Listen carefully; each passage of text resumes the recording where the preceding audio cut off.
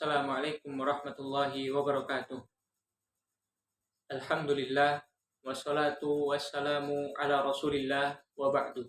Kaum muslimin rahimakumullah. Meremehkan perkara yang kecil barangkali sudah menjadi tabiat kebanyakan manusia.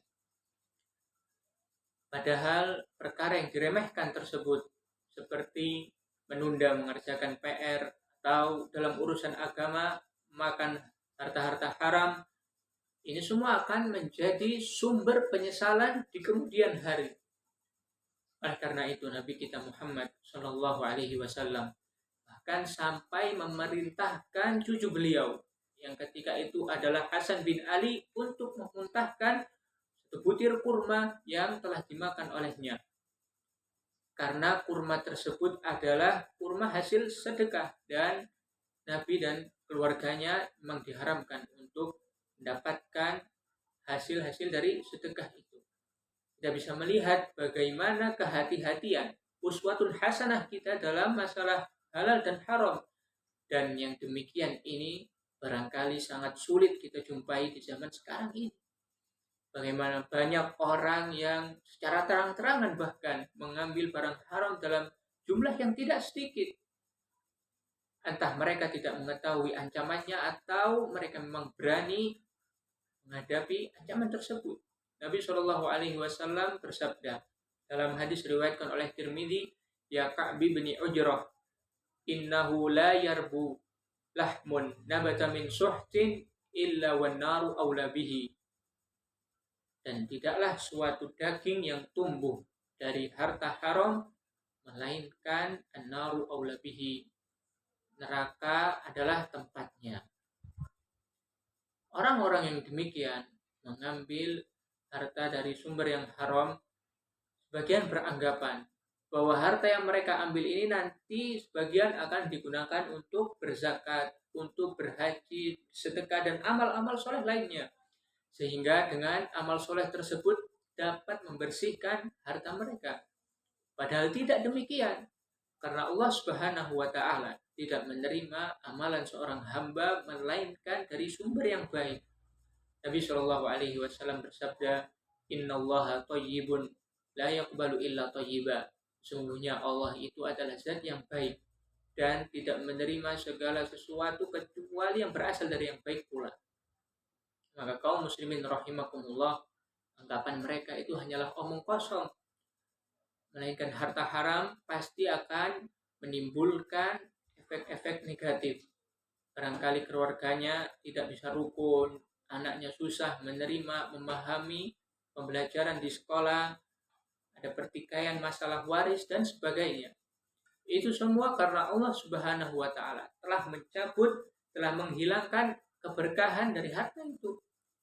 Ibnu Taimiyah pernah mengatakan dalam Majmu' Fatawa, wal qalilu minal halali yubarik fi, dan harta yang halal itu meskipun sedikit yubarik fi, Allah akan memberikan keberkahan di sana, memberikan kecukupan, memberikan kebahagiaan di dalamnya. Sementara yang haram, wal haramul katsir, yang haram itu meskipun banyak, kata beliau, yadhabu wa yamhaquhullah, Allah akan menghilangkan keberkahan darinya. Kaum muslimin rahimakumullah, kemudian hendaklah kita memperhatikan qaul Ali radhiyallahu anhu yang sangat terkenal ini. Qaul yang sangat terkenal membicarakan tentang sifat dunia dan harta itu sendiri. Ali mengatakan innaha ladarun awwaluha ana'un wa akhiruha fana'un, halaluha hisabun wa haramuha adab. Sahabat Ali mengatakan harta itu halaluha hisab, yang halal akan dihisab. Sehingga kita pernah mendengar hadis yang menyebutkan bahwasanya orang kaya itu masuk surganya lebih lambat 500 tahun setelah orang miskin. Karena orang yang kaya itu hisabnya berat. Dia akan dihisab sesuai dengan jumlah hartanya itu. Sangat panjang sekali. Jika yang halal saja bisa merepotkan kita di akhirat kelak, maka apalagi yang haram, wa haramuha azab, dan yang haram itu akan diazab. Oleh karena itu kaum muslimin rahimakumullah, sudah sepatutnya sebagai hamba Allah yang beriman kita meninggalkan semua sumber-sumber yang haram itu. Kita berlepas diri dari semua itu. Ya meskipun itu akan jadi suatu perkara yang berat, muncul kegelisahan dalam hati, nanti anak istrimu mau kamu kasih makan apa, belum lagi cibiran dari para tetangga, itu memang berat, tapi ketahuilah, itu hanyalah bisikan setan. Setan itu menakut-nakuti kalian dengan kefakiran. Maka hendaklah kita lawan. Insya Allah, Allah pasti akan memberikan ganti yang lebih baik. Allah pasti akan menolong hambanya. Meskipun pertolongan Allah terkadang datang ketika nasib hamba itu sudah berada di ujung tanduk. Bahkan Nabi Ibrahim, Allah tolong ketika beliau sudah dibakar. Baru Allah kasih pertolongan. Tapi ala kulli hal, setidaknya bisa memotivasi diri kita semuanya agar tetap teguh, mencukupkan diri dengan yang halal dan menjaga diri dari yang haram.